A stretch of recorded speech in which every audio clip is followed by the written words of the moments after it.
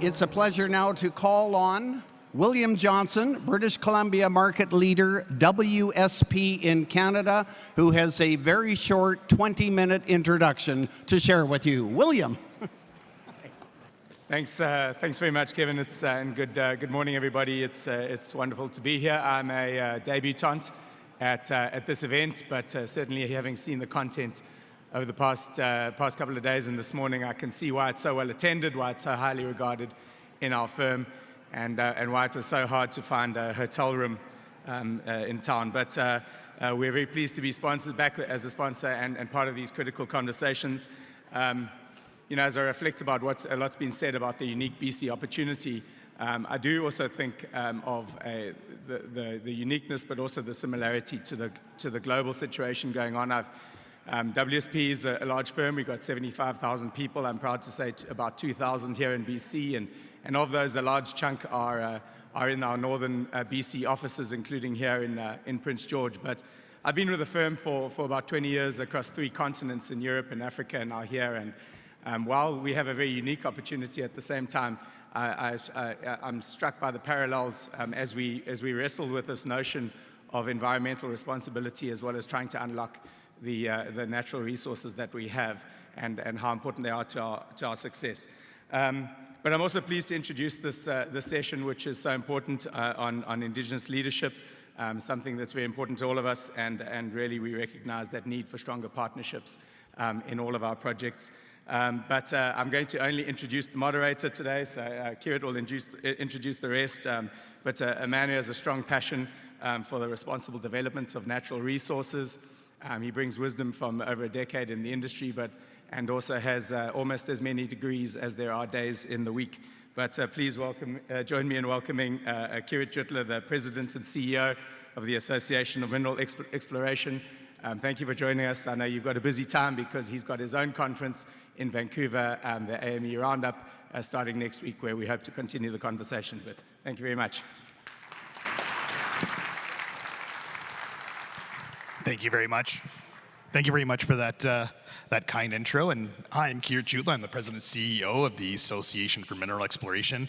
And it's my honor to host this panel today on the traditional territory of the Dena First Nation. I'd like to begin by expressing my gratitude to the Dena people for hosting this forum on their lands.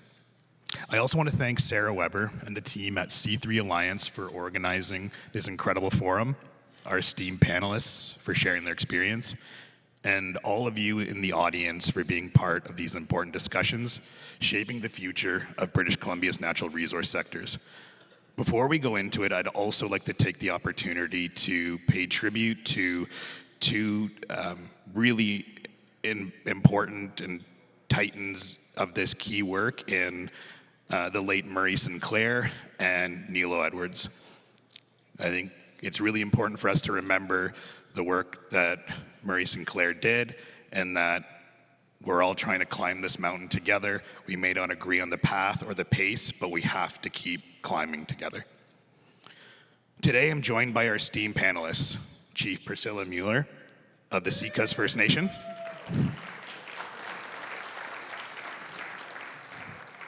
Chief Chris Roberts of the Wee-Wai-Kum First Nation,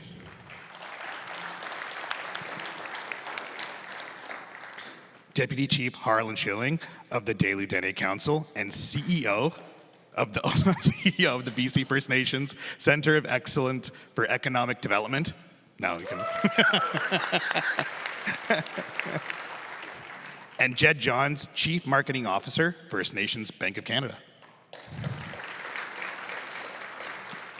So today, instead of reading out everyone's biographies, I want to invite each of our panelists to introduce themselves in the context of the panel's theme today. Our panel today focuses on Indigenous partnerships, and a theme that should be renamed really to how we do business in BC. If we're not approaching nations and each other with mutual respect and mutual dignity, projects won't get going. And that's a fundamental way on how we have to approach each other and treat each other with deference and respect. It underscores the vital role of collaboration in achieving sustainability, reconciliation, and shared economic benefits. Within the mineral exploration sector and the broader natural resource and energy industries, we witness the challenges and complexity on working on Indigenous lands. There's examples of partnerships that have failed and many successful partnerships that demonstrate what can be achieved through meaningful engagement, early consultation, and shared vision. So with that, I'd like to pass it over to our first speaker, Chief Priscilla Mueller. So Chief Mueller, I want to start with you. Now that you're in your second 4-year term as chief, and before that you were a council member for 3 terms, and you also serve on the boards, including the First Nations Major Project Coalition. Chief, what motivates you in this role as chief and board member of FNMPC to help move projects forward in your territory? Thank you for that question, and thank you everyone for being here. Good morning. I think what really motivates me is over the last 10 years, I've seen a lot of shift in how business is conducted in our communities, and the landscape has changed, and we now have a seat at the table, and we're part of this decision-making process. And what I'd like to see in my community is that we go from that poverty mentality to prosperity. And I see that happening now. I see some really positive things happening in British Columbia, with other Indigenous communities and all across Canada, where we do have the power to be owners in a project or purchase equity. It took a long time to get there. 10 years ago, when there was some projects coming through, we didn't have that opportunity, but I believe now that the door's open and we do have those opportunities.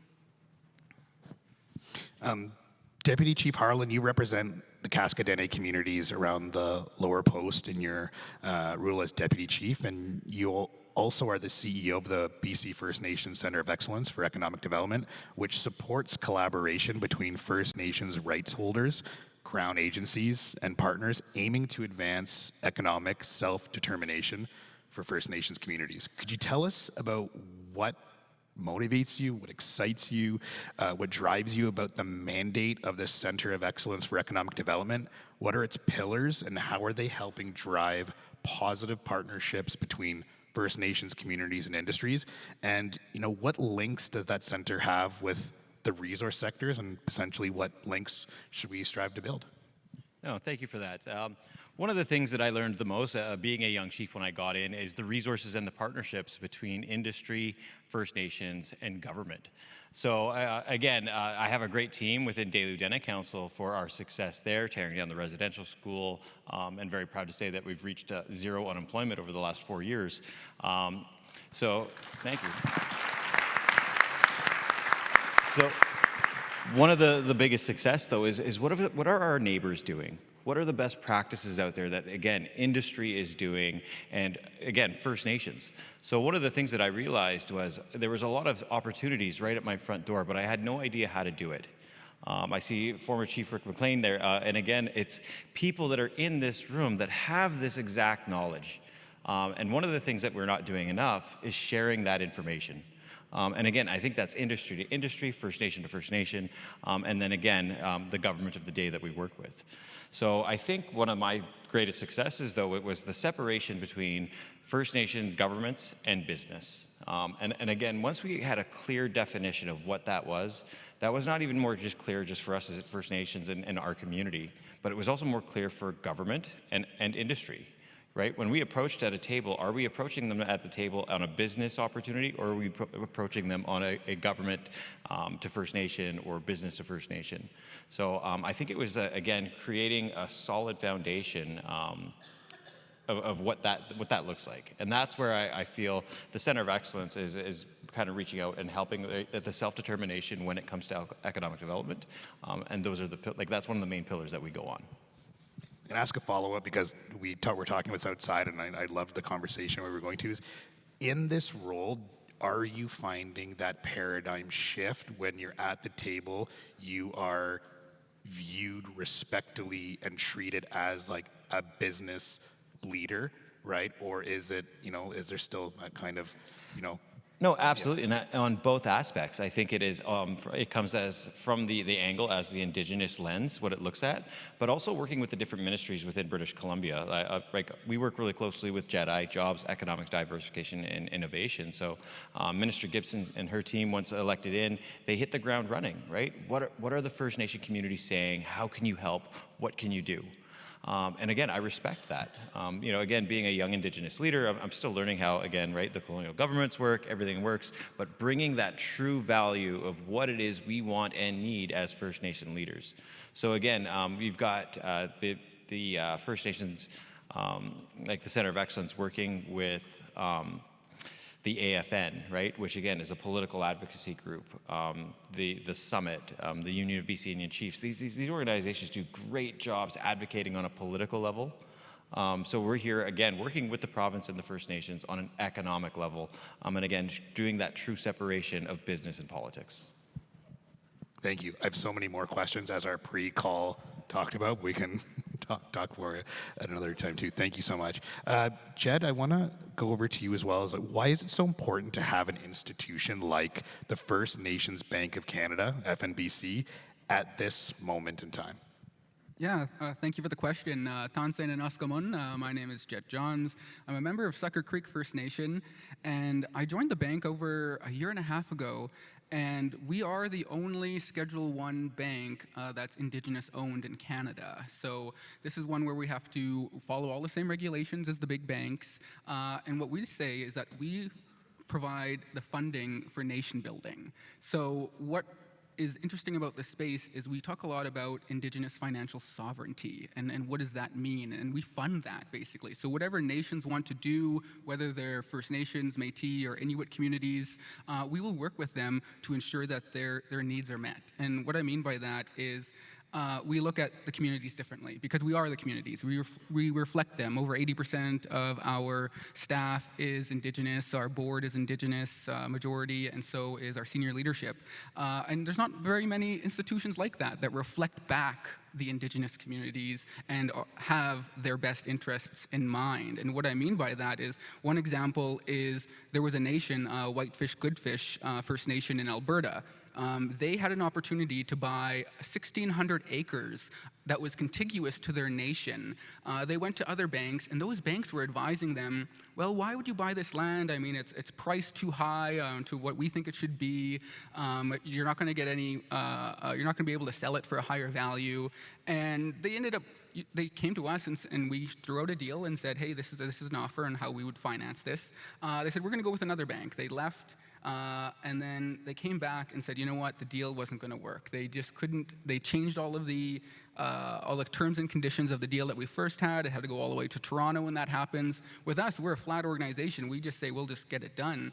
And so within a week, we did the deal with them, and we did it because we understood that they were going to hold on to this land for the long term. This was going to be multi-generations. This was something that we knew was important to them, whereas other banks didn't see that. They didn't know about the centrality of land to Indigenous peoples. We talk so much about land back, and granted, I agree, governments and others need to be working on getting our traditional lands back to our people. Sometimes that's not possible in some cases. So some nations are buying land back, and that's what we're able to do and facilitate to make sure that they're getting 95 grazing leases to help economic stability within their nation, because we understand that differently. So I think right now is the right time for our bank. We've been around for 28 years in mostly the West, but now it's time to expand out and support more and more nations. I have one more follow-up. Yeah. And I have another follow-up here, and I know where President is. Does that also go and extend beyond land purchase, whether it's like any other interest in land, like tenure purchases, like different assets, or shareholder purchases, does that extend to all the smorgasbord of different type of commercial transactions that you can do? Yeah, for us, I mean, we're primarily a commercial bank. We do have retail and trust services as well. But on that side, we are market segment agnostic, I would say. We follow what the nations want to do. So we weren't in the forestry business for a while, and then one nation came and said, we want to buy, we want to get into the tenure, we want to buy our own facility to process this, and we got into it, and now we know that sector. So we have to follow where the nations want to go, because there's such a diversity of views and areas. That's how you have to be. Right. Thank you. Chief Chris Roberts, your nation has a robust economic development arm that includes several successful ventures in forestry, fisheries, and commercial enterprises. Were you involved in economic development in your territory before becoming chief, and how important is that work to the nation? Gaila Kessler, good morning, everyone. It's a pleasure to be here. Thank you, everyone. Thanks to the Clay today for the hosting of this. Thank you all for your participation and for being here. I kind of wish I would have went earlier because this is a tough act to follow. What would I want to share? Yeah, we've got some economic success. We have a commercial land development was the first mover for us. I'm from Campbell River, Vancouver Island, and my great-grandfather had a vision which is built around our commercial fishing fleet. We're a fishing community on the coast of British Columbia. And it's a bit of a long story, but cutting to the chase, that enabled and identified a bunch of subsequent opportunities for us to develop our land and be, I think, maybe the second equity ownership participant in this commercial land development. It's a huge sacrifice that we had to make. I make this assumption a lot, and I learned not many people realize or know that particularly for coastal communities, our Indian reserves that were set aside for us are very small. They're tiny. It's predicated on the fact of our intricate relationship with the marine environment and our waterways, but that didn't translate into our, I guess we would call it property rights and as a Western sort of market-driven stuff. But those rights and responsibilities never translated to us as far as in an economic sense. So to have the courage that the leaders had back then to sacrifice that one reserve that was habitable, it's exhausted now. About a third of it was for commercial development. But what that development has done for us has been enabled us to buy additional land back, add it to reserve, expand our community, and to continue to grow. So to answer that question, I feel these guys have covered some really good ground today, and I find myself sitting here thinking the opportunity that I have to be able to speak to you. And I come to these conferences, I often think that everyone gets it now, right? Everyone gets the message. Like, what do I want to tell you guys? Preaching to the choir. This is the way of doing business. I love how you to rename the panel of this is the way business is done in BC. I just want to pick up on one little thing about this urgency that Minister Dix primarily is putting that message. And there is a lot of urgent situations that we have to mobilize. But then I'm also reminded of sometimes when you rush into things, mistakes are made or other opportunities or things are overlooked. So what that translates to me is there's certain things that are unavoidable. So in order for us as a community to have the confidence to participate and go down a pathway for an economic initiative, in our case, a wind farm that we're a part of on North Vancouver Island, we're very proud of that, but it's still going to unfold in the way on our terms, that we have a level of confidence and comfortableness of what those impacts might be, how do we address those. And last time I spoke at this panel, I missed the mark, and I was trying to speak about transaction costs. My background is an undergraduate in economics, and one of the things that stuck with me in my little foray into learning about economics was around, transaction costs can bar efficient outcomes. What are transactions costs? And I think about it in a First Nation relationship context. It's the relationship that you build with the industry, with the private sector, with government, and you have to put in the time that it takes to make that relationship. And if you don't have that strong foundation, you can try and rush things and put very aggressive schedules in front of us, but those transactions costs are going to be maybe a hurdle that you can't get over, and projects don't get built. So anyway, something that was on my mind I wanted to share. Thanks, Keerit. No, yeah. I'm going to ask a follow-up because I really appreciate exactly what you said there is one of the interesting things, and we talked about this before in our call before. Sorry, I'm going off script a little bit, Jack, but it's a good question, I promise. Is how do different entities view what a return on investment is, and how does that relate to their own urgency? And I think that's one of the things sometimes I hear in investment communities is, hey, this is really urgent, so this has to be expedited. But then some of the questions I ask is, well, what are you investing and what's your ROI percentage you're expecting? And sometimes it's like, well, it's a 300, 400% return. And sometimes I think, well, what if You know, a 20% return is sufficient if, like you said, it is conducive towards the key principles by which you do business, right? In the Western sense of business transactions, you have goodwill, which is an intangible asset, right? Which is effectively a relationship. But then you also have business ethics, right?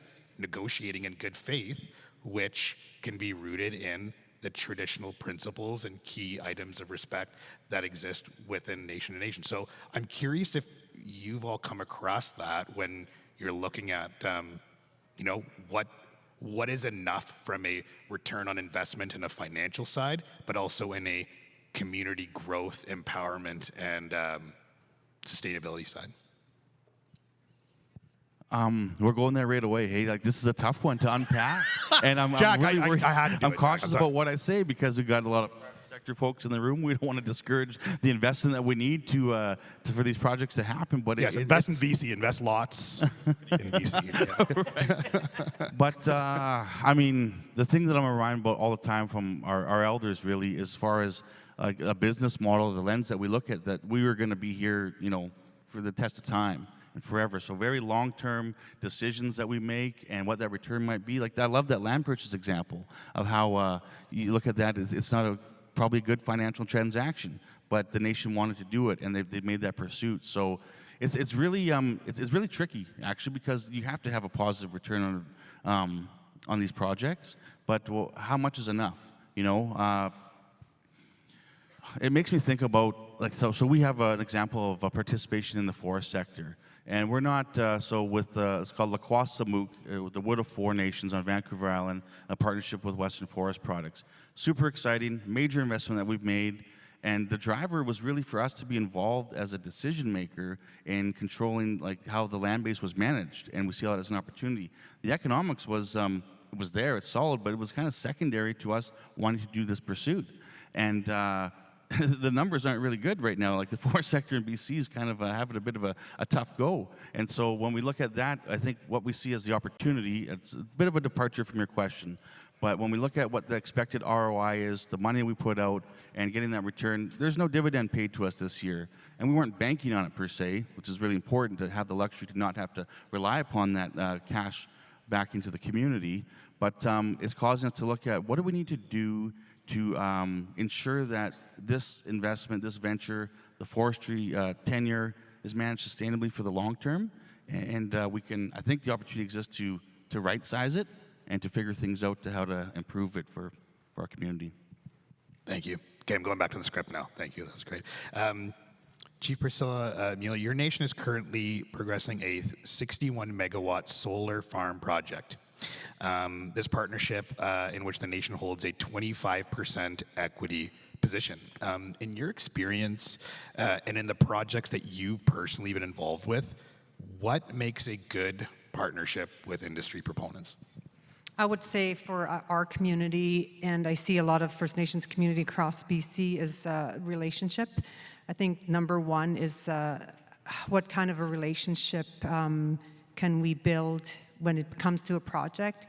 You can't just come in, proponents can't just come in and propose a project or come to the table and say, oh, we already have this project laid out without engaging with our community. So the relationship has to be number one.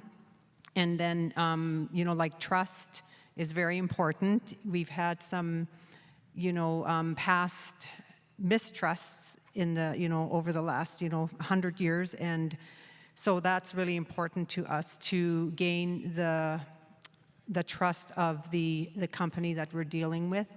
And to negotiate or to sit at the table in good faith. And that I would say for both sides, that we kind of, sometimes you have to give a little and you take a little, so it really goes both ways.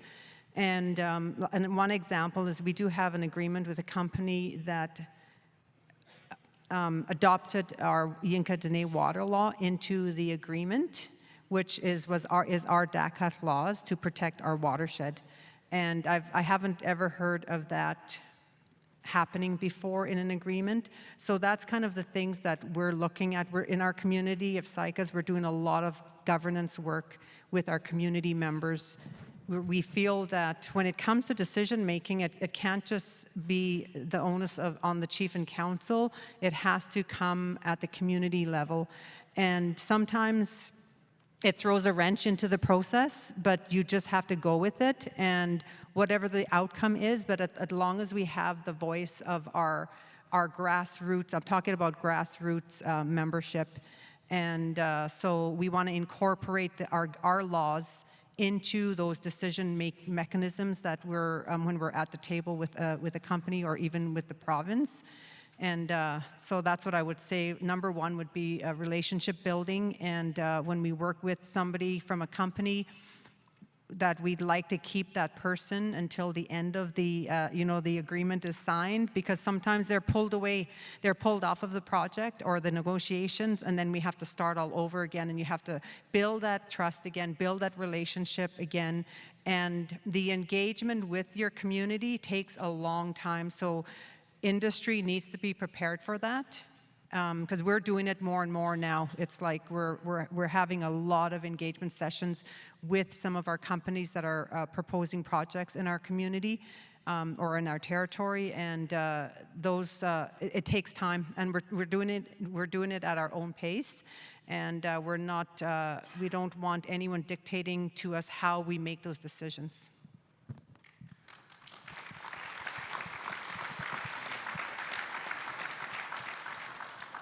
Thank you.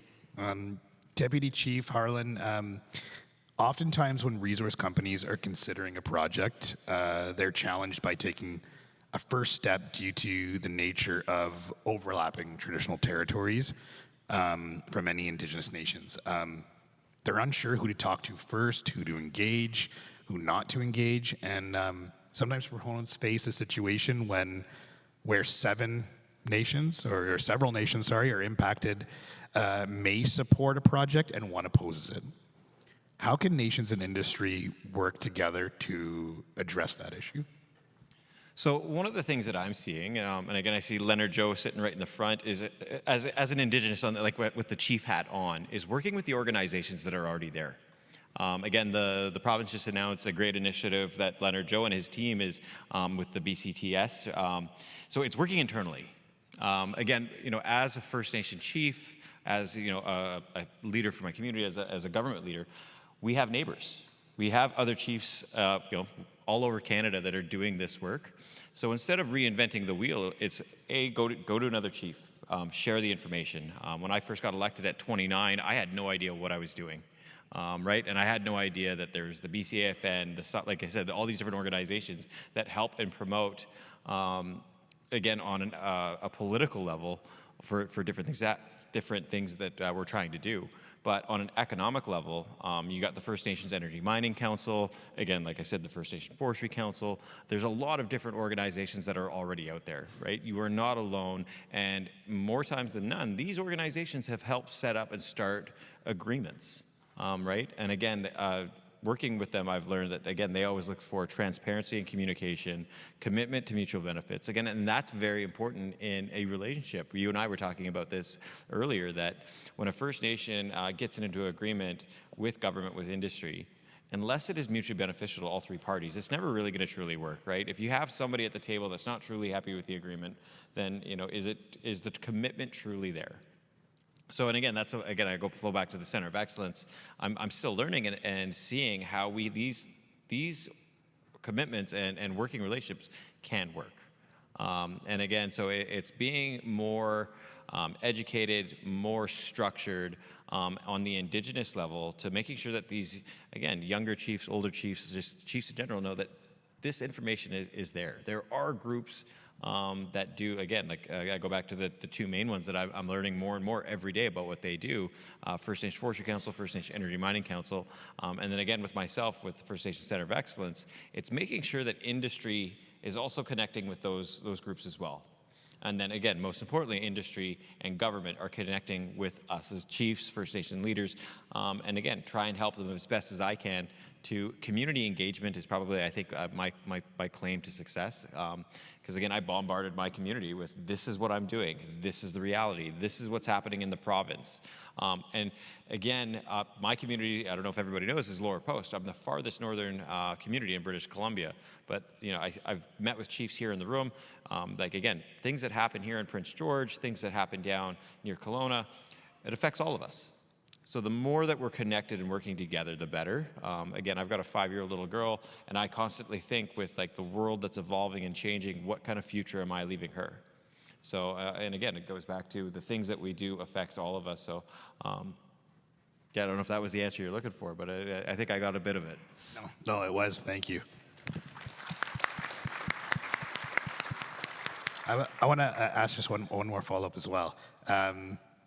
In terms of that future, I know he's only 5, but yeah, what is that dream and future that you have for her, or what she wants? One of the things I've been very passionate about is IPCAs. Again, I know we're out of the natural resources, so Indigenous protected conservation areas. Again, working and seeing what's happening around the globally, I truly believe the world is only getting smaller. So again, it's people that are in this room right now, industry, First Nations leaders, and government.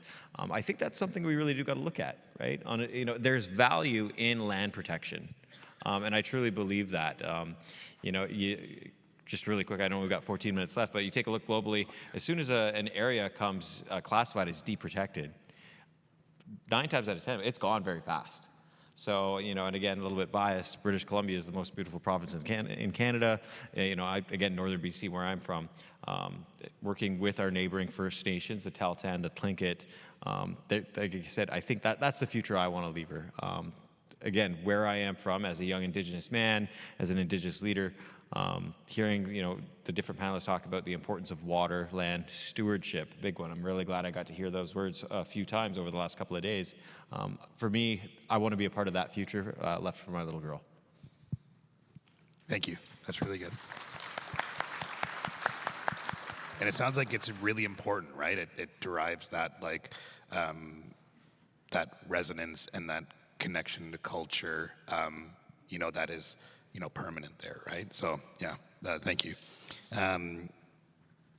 Jed, I want to go over to you here as well. As we hear a lot about economic reconciliation being tied to equity deals for First Nations, but equity deals are not always the preferred approach for some nations. I think just to tag back on something, Doug Ford had a hat that said, "Canada is not for sale." You could easily have a hat that says, "Our nation is not for sale." Right? What does economic reconciliation mean to you, and how should nations in such cases approach deals for renewable energy or mining projects outside of equity positions? How does First Nations Bank of Canada support nations in those cases? No, thank you. Thank you for the question. What I would say is, first, when we start off with economic reconciliation, I don't think there is a definition that we all accept. I mean, I think there's a lot of people who define it differently. It's not even really defined in the TRC. But you'll hear different people talk about it, and it's become kind of this buzzword on what does that mean? What do we get to, and how do we have economic reconciliation? For me, what it means is that in the economic race, let's say, Indigenous communities and nations are about a kilometer back when it comes to that starting in the race, of the starting line. And we need to get ourselves back to where everybody else is at the same starting line. And what does that mean? That can take so many different ways forward. I hear people talk about, again, the land issue. How do we get land back? How do we take care of our traditional territories? You also look at pieces like resource revenue sharing, which I think is something in Alberta, where I'm from, is a huge discussion, but we haven't implemented yet.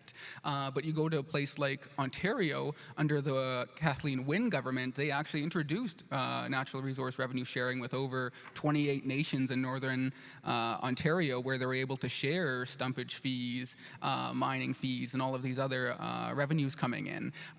These aren't, there isn't a one solution to making sure that we can have economic reconciliation and uplift the nations to where they need to be, but there are different avenues to take that. And I think for our bank, that's what we're trying to serve ourselves. We're trying to be an institution that is owned by nations, that takes that revenue and that profit that we get from working with other nations and then bringing back to community. When you talk about those equity positions, some are good for some nations and sometimes not. Sometimes it just doesn't make sense. You look at an example like the Cree Nation government in Quebec, when they were first founded and they were looking at the hydro projects there, the agreements that came out of that, there wasn't really an equity position that they were looking for. They were saying, let's just have a guarantee of a revenue that's coming back to us. How do we have it something that's a license or a fee that comes right to the nation that isn't impacted by that company or the company's basically balance sheet if it's going to go bust or not in the management of that, right? So because you do take on risk when you take on that equity, right? And so I think that's what nations always have to look at is what is the level of risk you're willing to take in new companies, in these projects, and we're able to help with that too and try and bring that risk down on the equity side because we can also refer nations to government crown banks. There's some other banks might not want to do that because that would decrease the profit and their margins on some of their loans. But for us, hey, if we have a $10 million loan to a nation, but we find out that you can get basically 0% at Canada Infrastructure Bank for that project, we'll refer you to them and say, yes, go get that. Yeah, now our loan goes from 10 million to 5 million, but hey, we're supporting nations because that's what needs to happen. We've got to be doing more to uplift nations in new creative ways rather than just doing the same business practices over and over again.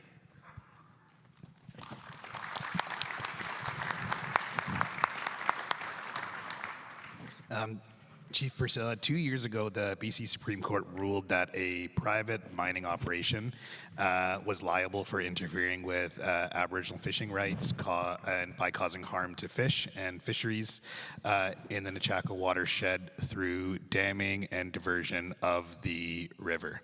What can we learn from this example as it pertains to partnerships between First Nations and industries, and how can industries apply these learnings in our approach to building partnerships moving forward? Yeah, that's sometimes a touchy subject with us because I think everyone knows that we did bring litigation against Rio Tinto Alcan regarding the health of the Nechako River. And, and then on Tuesday we signed a infrastructure agreement with Rio Tinto. So it took us probably, 4 or 5 years to really build on our relationship, the trust, and to come to this place from Tuesday to signing that infrastructure agreement.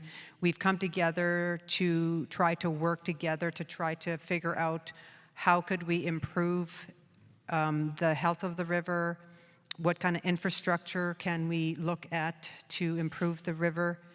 And it takes a lot. It takes a lot of work. It takes a lot of capacity. It takes a lot of funding to get to a place where we're at. It's not perfect yet, but we are willing, both parties are willing to work towards some kind of a partnership in the future.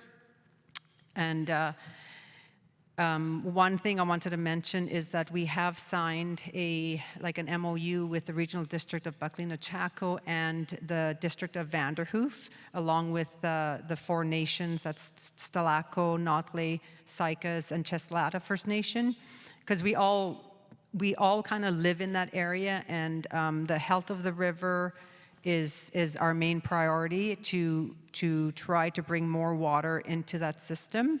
But like I say, it does take a lot of sacrifice. There was a lot of fight from our previous leaders, a lot of, I don't know, I just keep thinking of how much they sacrificed to get us to where we are today. And now we, the province recognizes that we have Aboriginal rights and title on that watershed.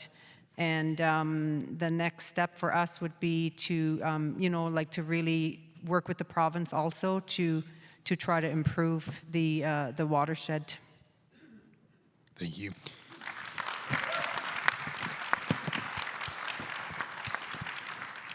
I want to ask one more question before we, go in. And this is something that I've observed just in this past year, and we've seen so much of it that wanting to shift away from like fear and anxiety towards like the art of the possible and hope and like optimism.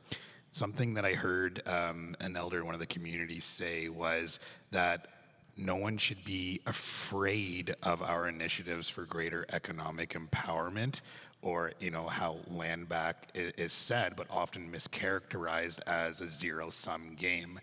And what she said is either we learn to compromise or our collective future will be compromised. And I want to maybe pass it over to you is, for those who are here listening, is what is that kind of like positive message in terms of alleviating anxiety or hope that, these initiatives seek to, make things better for everyone? If there's that kind of like hopeful message, Hopeful message, I think, is to really listen, like you say, listen to the elders, listen to your members. They've got the history, and how do we bring them into where they could trust again? And but the positivity is, I think we don't want to take a step backward. We want to just keep on moving forward, and if we could get that message out to our membership, if industry and companies are willing to make some sacrifices on our behalf, and I think we could really move mountains together. We are stronger. I really do believe that with other nations. We are working with quite a few nations right now. And of course, we have internal issues together, right? We talk about the overlap issues. We have those issues, but we're working on it at our own pace. And it's actually a better way because we're following our DACET laws. And we've done it before in the past for generations, and we can do it again today.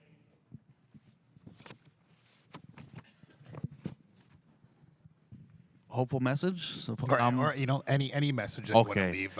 I mean, the conditions are set, right? We have the legislation that requires these things. We had this long, arduous decades of battle in the courts. The jurisprudence is there. You know what you need to do. We know what we need to do in our communities. So looking at the conditions, coming back to this, maybe it's not the best point around these transaction costs and stuff, but it's cutting to the chase, meeting us where we're at, and understanding and knowing what you need to do to support our community development. So I'm reminded back to some of my university lessons, and it's almost like the economics of professional sports leagues. And when you think about what that model, that corporate sector, you talk about competition, and you got monopolies and stuff. What we have here in the province of BC is a need for, we talk about mutual benefit, but we have mutual interdependence as Indigenous communities, as non-Indigenous people, as government and the private sector. We can't move ahead without each other. So recognizing, I think it's called a quasi-joint profit maximizing solution. Holy crap, what does that mean? It means not going all for it on your own, and that recognizing you're going to have to share value with your neighbors. You're going to have to work together. So I think that everyone's understanding it more. It's a really difficult thing to do. One of the previous questions we were going to start with was my history working in a regional economic capacity on North Vancouver Island. And I love that opportunity and what I learned from, at that time, 10 communities of Kwakwaka'wakw people at North Island, learning from elders and what was driving and motivating us. But now as an elected chief, we have these pressures that really drive us to look inward and be not selfish or greedy, but it's really hard to work together with our neighbors, but we have to continue to do it. And only through doing that is how we create value. I think that's how we create value that we bring to the table of, to advance economic initiatives that will bring prosperity to our regions for everyone to enjoy. So, thank you. Jack, did you get that full term, by the way? Thank you. Yeah. For just a message is, again, I hear it every day about transboundary areas with neighboring First Nations and whatnot. It's just to continue to work at it. Again, I've got nothing against consultants, but I think in the Indigenous world, or in just the 8 years I've been in Indigenous politics, I think almost everything has been done, right? So again, reinventing the wheel and getting, again, a consultant to write a program or write a proposal, check with your neighboring First Nations. 9 times out of 10, there's somebody out there that's already done it.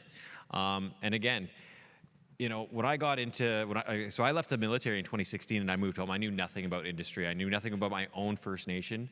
But even with C3 putting this on every year, it's getting better. The world is changing. As a young Indigenous leader, we're getting more educated. And again, I think it's just a common value that's coming, and especially in the North. Industry's changed, government's changed, but we are getting better at communicating and saying what are the needs, and again, going back to that question, what kind of future do we want to leave? So I think it is, you know, we've got this week, we've got Roundup, FNLG next week. It's to continue that collaboration, walk up to that person that you might not know and just ask them, hey, do you know how to do this? Because again, you know, there's a lot of expertise in this room. There's a lot of chiefs that have done great, amazing things, and there's a lot of people in here, and again, going back to chiefs that want to do just better things for their people, and this is exactly where it happens. So yeah, no, thank you. Yeah, well, Indigenous nations are on the rise. This is a place right now where you cannot build anything without working with Indigenous nations and communities. That's just the fact going forward. We cannot do the same things we have done for decades before. And what that means is that this shouldn't be viewed by industry as a challenge. It should be an opportunity, because nations are becoming, they're growing, they're becoming more sophisticated. There's everything from settlements coming in right now. I think in the last 10 years, we saw over 10 billion in new settlements, specific claims to nations. The previous 25 years, we only saw about 3 billion. And so for me, we see that, and we keep winning in the courts. We keep winning and winning and winning. Our rights are getting more and more enshrined through that, even though I know there's more to be done on that front. This is a time for nations to work hand in hand with industry and governments to realize their potential. It's happening right now, and I think industry, when it came to that question about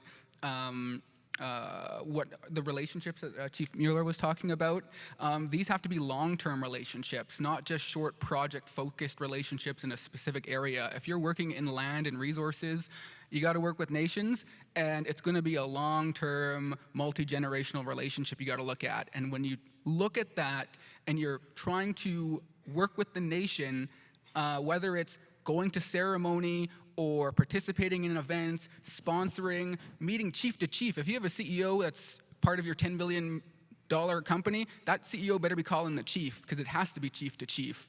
And they have to participate that way. It's the only way it's going to work. So that's the opportunity.